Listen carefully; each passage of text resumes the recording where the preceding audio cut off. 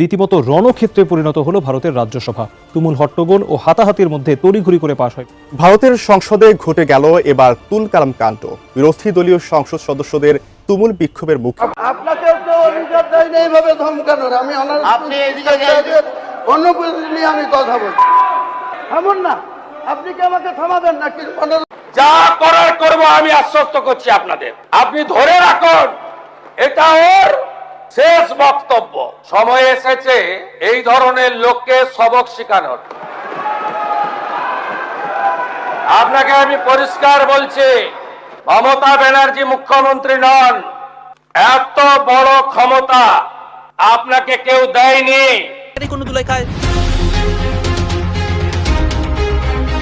আসসালামু আলাইকুম প্রিয় দর্শক, ভিডিওর শুরুতে কিছু ভিডিও অংশবিশেষ দেখেছেন, দেখে বুঝতে পেরেছেন আজকের এই ভিডিওটা কতটা গুরুত্বপূর্ণ হতে যাচ্ছে।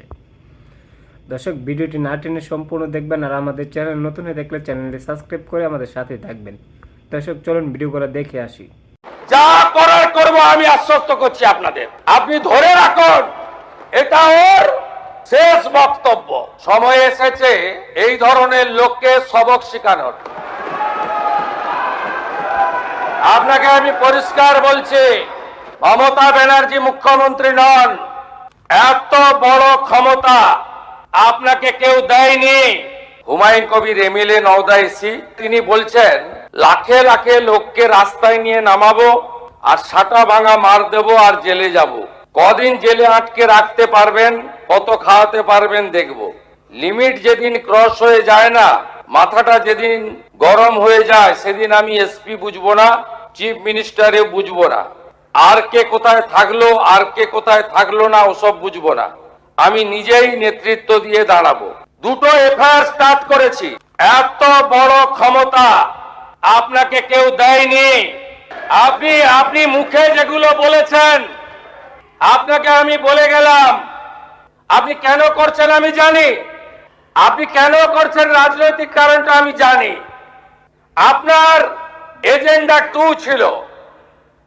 1 এজেন্ডা, ভরতপুর, রেজিনগর, নওদায় সব নির্বাচিত পঞ্চায়েত যে দলেরই হোক ভেঙে আপনার পার্টিতে নিয়ে যাওয়া। আপনি সেটা করতে পারছেন না।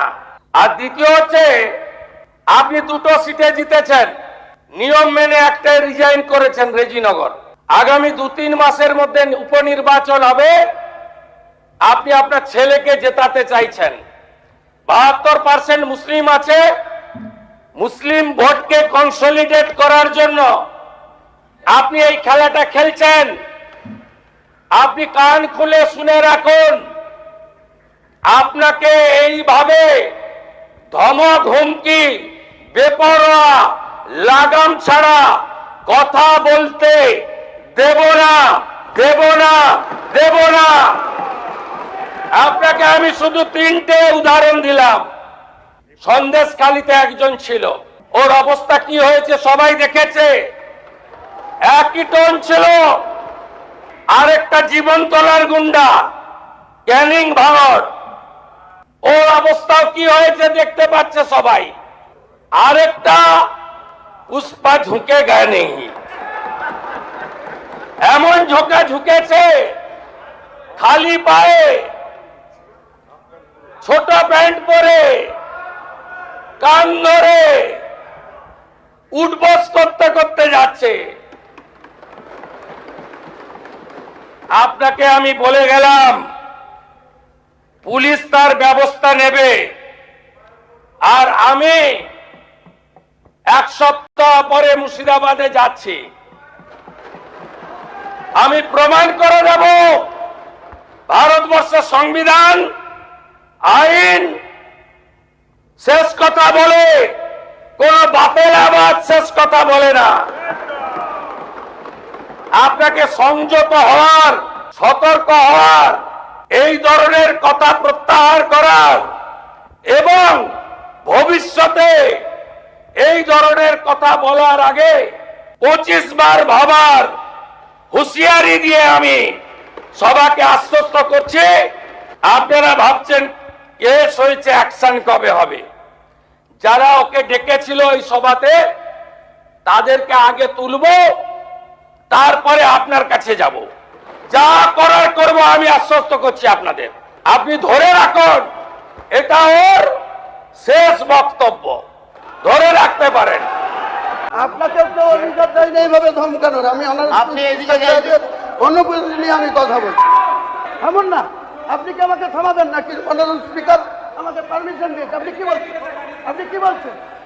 যেভাবে মাইনরিটি নিয়ে কথা বললেন আমাদের সজল বাবু, আপনার মুখ্যমন্ত্রী বা আমাদের ভারতবর্ষের আদরণীয় প্রধানমন্ত্রী কিন্তু বারবার বলেন সবকা সাথ সবকা বিকাশ, আর আপনি এই সদনে দাঁড়িয়ে বলছেন মাইনরিটি। মাইনরিটি মানে শুধু মুসলিম না, মাইনরিটির মধ্যেও আপনাদের অনেক সনাতনী ধর্মাবলম্বী মানুষরা আছে। তাহলে আপনারা কি বলতে চাইছেন? এখানে কি শুধু মাইনরিটি মানে মুসলিমকে ট্রিটমেন্ট করতে চাইছেন? আরে মুর্শিদাবাদে হিন্দু মাইনরিটি কটা আক্রান্ত হয়েছে, কটা আক্রান্ত হয়েছে আপনারা বক্তব্যে বলবেন, পরিসংখ্যান দিয়ে বক্তব্যে বলবেন, কিন্তু এইভাবে একটা কমিউনিটিকে এইভাবে বলা যায় না। আমরা ওইভাবে বলা হয়নি, ওইভাবে বলা হয়নি, আপনি ভুল বুঝছেন। আপনি যেটা হাউসের মধ্যে বলছেন এটা এইভাবে বলা যায় না, এইভাবে একটা সম্প্রদায়কে এইভাবে অ্যাটাক করা যায় না। 37 যেটা বলা হয়েছিল তার সেটা আউটসাইডে বলা হয়েছিল, আউটসাইডে বলা হয়েছিল, হাউসের মধ্যে বলা হয়। এমন না, আপনি কি আমাকে থামাবেন নাকি? অনারেবল স্পিকার আমাকে পারমিশন দিয়েছে। আপনি কি বলছেন? আপনি কি বলছেন? আপনি এইভাবে থামাতে পারেন না, আপনি বড় প্রয়োগ করবেন। আপনি কি চ্যালেঞ্জ করে খাটাতে চাইছেন? মাননীয় স্পিকার স্যার, একজন সদস্য এইভাবে মাননীয় সদস্যরা শান্ত থাকুন, বক্তব্য রাখতে দিন। এটা সদনের পবিত্রতা নষ্ট হচ্ছে। মনে রাখবেন, আপনারা আজ শাসক বেঞ্চে এসছেন, আপনারাই কিন্তু বিগত বিধানসভায় এই আসনে ছিলেন, তাই জনাদেশ আপনাদের পক্ষে গিয়েছে। আপনারা 2,93,06,000 ভোট পেয়েছেন। বিরোধীদের ভোট কিন্তু সব মিলে দেখবেন 3,22,00,000 আছে। এটা স্মরণ রাখবেন, স্মরণ রেখে কথা বলবেন সদনে। আপনি কোনো বিক্ষোভ বলা হয়নি, কোনো বিপদ হুমায়ুন বাবু, আপনি বিষয়ে এসে আপনার 1 মিনিট আছে, 1 মিনিট আপনি শেষ করুন। মুখ্যমন্ত্রী অবগত আছেন কোন পরিপ্রেক্ষিতে বলা হয়েছিল।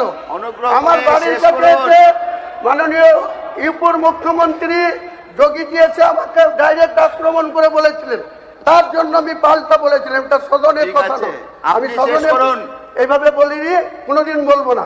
আপনাদের সকলের এই সম্মান দিয়ে বাইরেও বলবো না, বাইরেও বলবেন না, কিন্তু বাইরে যদি আমি আপনাকে এটা তর্ক করে সময় নষ্ট করবেন না। ঠিক আছে, ঠিক আছে, অধিকার আপনাকেও কেউ দেয় না এইভাবে ধমকানো, আপনাকেও কেউ অধিকার দেয় না এইভাবে ধমকানোর। আমি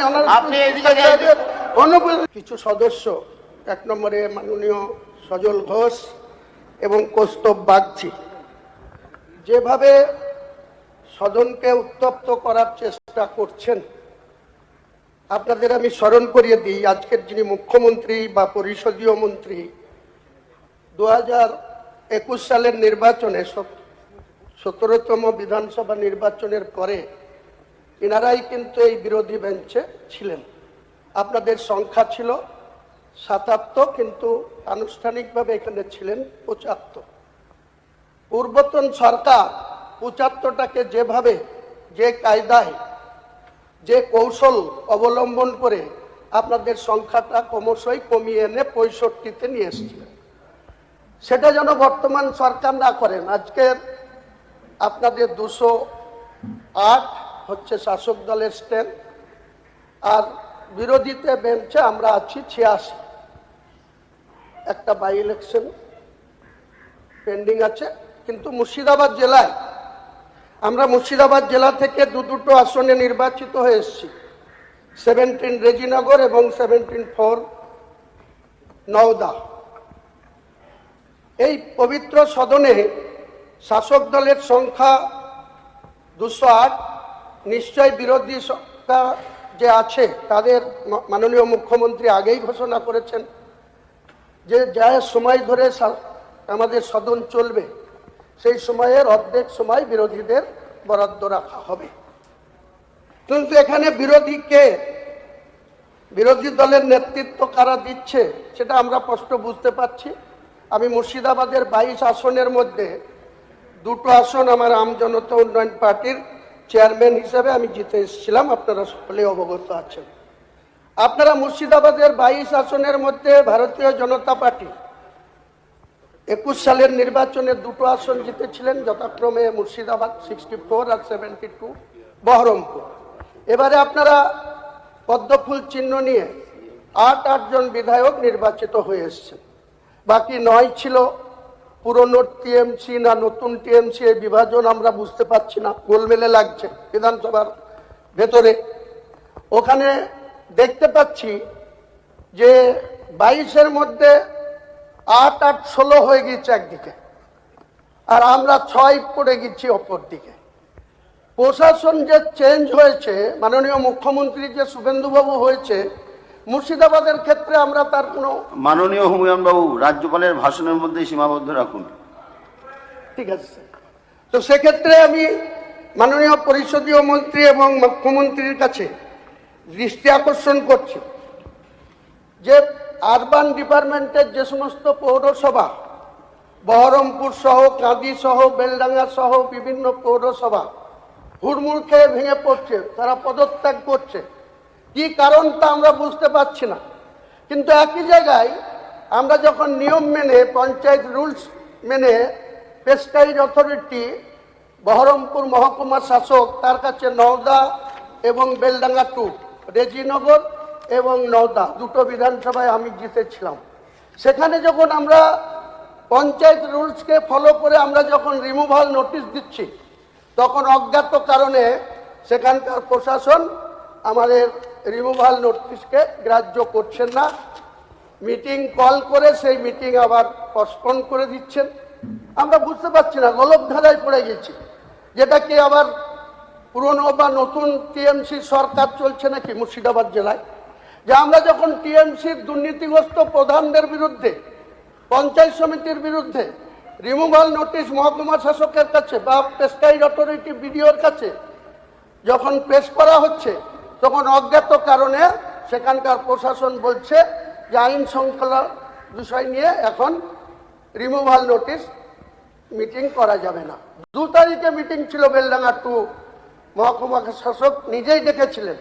তার 15 দিন আগে আমরা রিমুভাল নোটিশ করা করেছিলাম সেখানকার পঞ্চায়েত সমিতির সদস্যরা। কিন্তু অজ্ঞাত কারণে 2 তারিখে 2রা জুনের মিটিং পোস্টপোন করে রাখা হলো। আজও মিটিং কল করা হয়নি।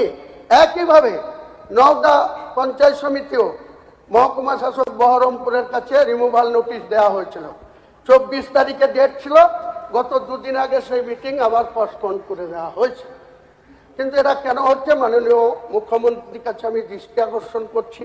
পাশাপাশি রাজ্যপাল মহোদয় যে বক্তব্য রেখেছেন তাকে সম্পূর্ণরূপে সমর্থন করছি। বিরোধী আসনে থেকেও বিরোধী সদস্য হিসাবে মাননীয় রাজ্যপালের সেই ভাষণকে আমরা, যেহেতু রাজ্যপালও এই রাজ্যে প্রথম এবং অষ্টাদশ বিধানসভার 18 তারিখে তেনার যে ভাষণ, সেটা আমরা নিশ্চয়ই সমর্থন